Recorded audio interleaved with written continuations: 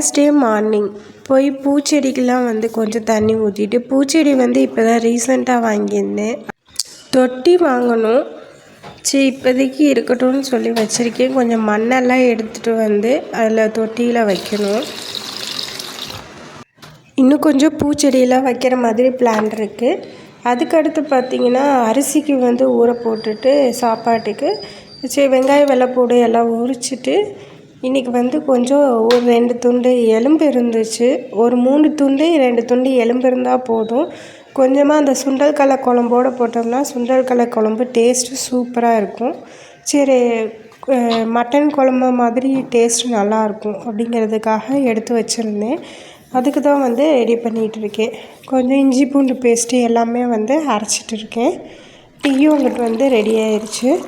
அதுக்குள்ளே வந்து பார்த்திங்கன்னா சோறும் ரெடி ஆயிடுச்சு. சோறை வடித்து விட்டுட்டேன் நல்லா. இப்போல்லாம் வந்து சோறு வந்து குக்கரில் வைக்கிறது கிடையாது, வடித்த சோறு தான் ஆக்கிக்கிறது. வடித்த சோறு ஆக்கினா வயிறு வந்து தொப்பை கம்மியாகும் அப்படிங்கிற மாதிரி சொன்னாங்க. சரி அந்த மாதிரி ட்ரை பண்ணி பார்க்கலான்னு சொல்லிவிட்டு இப்போல்லாம் வடித்த சோறு தான் ஆக்கிக்கிறேன். அதுக்குள்ளே வந்து குழம்புக்கு வந்து எல்லாம் ரெடி பண்ணி தாளித்து விட்டுட்ருக்கேன். கொஞ்சமாக எண்ணெய் ஊற்றி வெங்காயம் தக்காளி அப்புறம் வந்து மசாலா எல்லாமே வந்து போட்டு தாளித்து விட்டுட்ருக்கேன். இந்த வீடியோ வந்து ஆல்ரெடி நான் வந்து போஸ்ட் பண்ணியிருக்கேன் சுண்டல் கடலை குழம்பு. ஏன்னா அதில் மட்டன் மட்டும் போடல, எக்ஸ்ட்ரா வந்து மட்டன் போட்டு செஞ்சிங்கன்னா டேஸ்ட் சூப்பராக இருக்கும். இதை நீங்கள் வந்து சப்பாத்திக்கு தோசைக்கு எல்லாத்துக்குமே யூஸ் பண்ணிக்கலாம். அன்றைக்கி குழம்பு வைக்கணும்னு அவசியம் கிடையாது. வேணும்னா ஒரு தக்காளி தேங்காய் சட்னி மட்டும் எக்ஸ்ட்ரா வந்து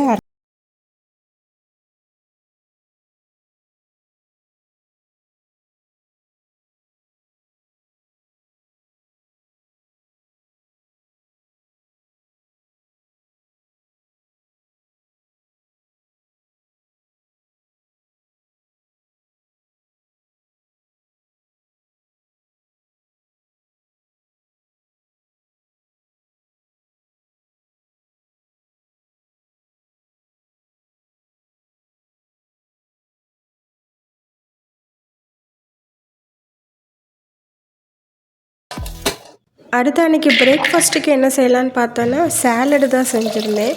நைட்டே வந்து பார்த்திங்கன்னா வேர்க்கடலையும் சுண்டல் கலையும் வந்து கொஞ்சமாக ஊற போட்டுட்டு அதுக்கப்புறம் வந்து பார்த்திங்கன்னா காலையில் எழுந்திரிச்சு குழம்ப வச்சு எடுத்துகிட்டு அதுக்கடுத்து அதுலேயே வந்து பார்த்திங்கன்னா இது எல்லாத்தையும் வேக வச்சுட்டு சைட் பை சைடாக வந்து அதுக்கு தேவையான காய்கறி எல்லாத்தையும் நறுக்கிட்டு இருக்கேன். கொஞ்சமாக வெங்காயம் தக்காளி அதுக்கடுத்து பார்த்திங்கன்னா கேரட் இருந்துச்சு, ஒரு கேரட்டு, அதுக்கப்புறம் வெள்ளரிக்காய் வாங்கி வச்சுருந்தேன். வெள்ளரிக்காய் கொஞ்சம் மாங்காய் வந்து லைட்டாக பழுத்த மாதிரி இருந்துச்சு, அது போட்டால் நல்லாயிருக்குங்கிறதுக்காக மாங்காய் எல்லாத்தையும் வந்து 1 பை 1 கட் பண்ணி எடுத்துக்கிட்டேன். அதுக்குள்ளே வந்து அந்த சுண்டல் இதெல்லாம் வேக வச்சது வந்து வெந்துருச்சு. வெந்த பின்னாடி உப்பு இது கொஞ்சோண்டு மிளகுத்தூள் எல்லாத்தையும் போட்டு கலக்கி எடுத்துக்கிட்டேன் சேலடுக்கு. வாரத்தில் ஒரு நாள் பிரேக்ஃபாஸ்ட்டு வந்து சேலடு செஞ்சுக்குவேன், ஒரு நாள் வந்து பார்த்திங்கன்னா ப்ரெட்டு செஞ்சுக்குவேன். அதனால் எனக்கு 2 டேஸ் வந்து இப்படி போயிடும். மிச்ச நாள் இட்லி தோசை சப்பாத்தி இந்த மாதிரி போயிடும். எப்போயாச்சும் வேறு ஏதாச்சும் கேட்டாங்கன்னா ட்ரை பண்ணி கொடுப்பேன்.